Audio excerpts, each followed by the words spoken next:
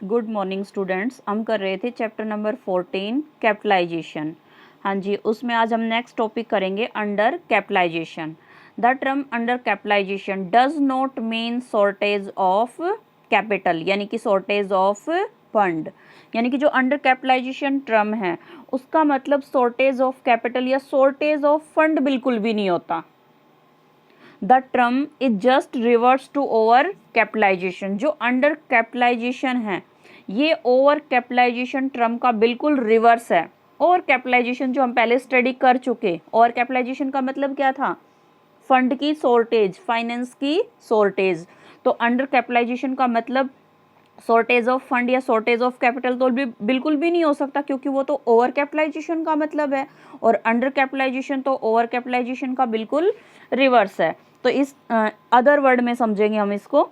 In other words, under capitalisation means when the capital और resources of the company are being utilised more efficiently. जब एक company अपनी capital और resources को मोर efficiency के साथ यूटिलाइज करती है तो एज अ रिजल्ट, तो इसका रिजल्ट ये निकलता है कि वो कंपनी अपनी इन्वेस्टेड कैपिटल यानी कि कैपिटल एम्प्लॉयड पर कंटिन्यू अब normally high rate of return earn करने में सक्सेस हो जाती है। ठीक है, जिससे वो company high rate of dividend declare करती है। इससे उसके शेयर्स की जो मार्केट वैल्यू है वो उसके शेयर्स की बुक वैल्यू से एक्सीड हो जाती है। मीन्स हम ये कह सकते हैं कि अंडर कैपिटलाइजेशन एक फर्म या कंपनी की ऐसी सिचुएशन है जिसमें वो फर्म या कंपनी जितनी उसके पास कैपिटल एम्प्लॉयड होती है, मीन्स इन्वेस्टेड कैपिटल होती है, वो उसको मोर इफिशिएंसी के साथ यूटिलाइज करती है, जिससे वो अदर इंडस्ट्री की मतलब सेम इंडस्ट्री की जो अदर फर्म हैं उनके कंपेयर में उसकी जो अर्निंग है वो काफ़ी हाई होती है। तो इसका मतलब जो अंडर कैपिटलाइजेशन है वो एक ऐसी सिचुएशन है जो एक फर्म की साउंड फाइनेंशियल पोजीशन और गुड मैनेजमेंट सिस्टम को इंडिकेट करती है। हाँ जी, नेक्स्ट है causes of under capitalisation. Under capitalisation के रीज़न। तो देखो अभी अभी हम स्टडी करके आए हैं कि जो अंडर कैपिटलाइजेशन है वो ओवर कैपिटलाइजेशन का बिल्कुल रिवर्स है। तो ओवर कैपिटलाइजेशन के कॉजेज हम स्टडी कर चुके, तो उन्हीं को बिल्कुल रिवर्स करना है। आप ये टॉपिक खुद से करोगे, कोई भी प्रॉब्लम आए तो आप नेक्स्ट वीडियो में बता देना, ठीक है। ऐसे ही second, effect of under capitalisation. Next, remedies for under capitalisation. Over capitalisation में तीनों टॉपिक हम पढ़ चुके हैं, उन तीनों को यहाँ पे रिवर्स करना है बस। नेक्स्ट है comparison of over capitalisation and under capitalisation, दोनों में डिफरेंस। तो ओवर कैपिटलाइजेशन भी हमने स्टडी कर लिया और अंडर कैपिटलाइजेशन भी स्टडी कर लिया, कंपैरिजन हो जाएगा। हाँ जी, नेक्स्ट और इस चैप्टर का last topic watered capital. When the share capital of a company is not represented by the assets of equivalent value, the excess capital is designated as watered capital। यानी कि जब एक कंपनी की assets उस company की capital की equivalent value को represent नहीं करती, मेरी बात समझना, जब एक कंपनी की एसेट्स उस कंपनी की कैपिटल की इक्विवेलेंट वैल्यू को रिप्रेजेंट नहीं करती तो जो एक्सेस कैपिटल होती है वही क्या होती है? Watered capital. इसे एक एग्जांपल के थ्रू समझते हैं।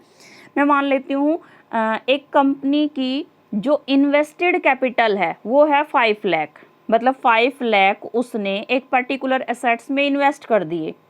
वो एसेट्स मान लेती हूँ मैं एक मशीन में इन्वेस्ट कर दिए, यानी कि 5 लाख रुपीज़ की एक मशीन परचेज कर ली। जो मशीन परचेज की रियल में उसका प्राइस 4 लाख था, बट उसमें इन्वेस्ट कितने कर दिए? 5 लाख, यानी कि कैपिटल तो 5 लाख लगा दी बट मशीन कितने की है? 4 लाख की ही थी।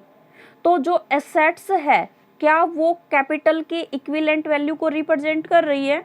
नहीं कर रही ना। एसेट्स की वैल्यू तो कम है, कैपिटल की वैल्यू ज़्यादा है, ठीक है। तो कैपिटल की वैल्यू कितनी एक्सेस है? 1 लाख एक्सेस है ना, तो वो 1 लाख क्या होगा? Watered capital. तो वाटर्ड कैपिटल क्लियर। जिसको हम देसी भाषा में बोलते हैं कि जो 1 लाख रुपए है वो पानी में डूब गए। हाँ जी, in other words watered capital means that the realisable value of assets of the company is less than their book value. Clear? कुछ टाइम पीरियड के बाद जो एसेट्स परचेज की है उसकी जो बुक वैल्यू है, ठीक है, वो तो बुक वैल्यू में तो वो ओरिजिनल प्राइस पे शो की जाएगी ना, तो बुक वैल्यू तो ज़्यादा रहेगी, बट उसकी रिलाइजेबल वैल्यू मतलब अगर उसको कुछ टाइम पीरियड के बाद सेल करना चाहें तो वो वैल्यू कम रहेगी, किससे? बुक वैल्यू से। तो वो कौन सी कंडीशन होगी? हाँ जी, नेक्स्ट है कॉजेज ऑफ वाटर्ड कैपिटल। जो वाटर्ड कैपिटल की प्रॉब्लम है वो कब अराइज होती है? कंपनी इनकॉर्पोरेशन के टाइम अराइज होती है। तो ये पॉइंट आप अपने माइंड में रखोगे कि वाटर्ड कैपिटल की जो प्रॉब्लम है वो जब एक न्यू कंपनी एस्टेब्लिश की जाती है उस टाइम अराइज होती है। रीजन कौन कौन से हैं?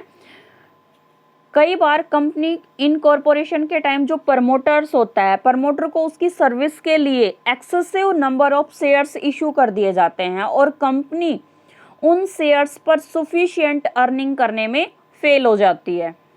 हाँ जी, नेक्स्ट कई बार ये भी होता है जो प्रमोटर्स होते हैं ना वो जानबूझकर कंपनी की जो नीडेड एसेट्स हैं उनको अब नॉर्मली हाई प्राइस पे परचेज कर लेते हैं। तो इन्वेस्ट तो ज़्यादा हो गया बट रियल में उन एसेट्स की जो रिलाइजेबल वैल्यू है वो उनके कंपेयर में कम है।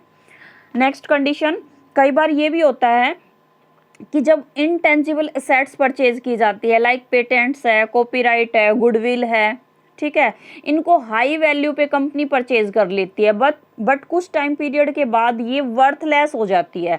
तो ऐसी एसेट्स में जितना भी अमाउंट इन्वेस्ट किया वो तो क्या हो गया? डूब गया ना। तो उसको क्या कहेंगे? Watered capital.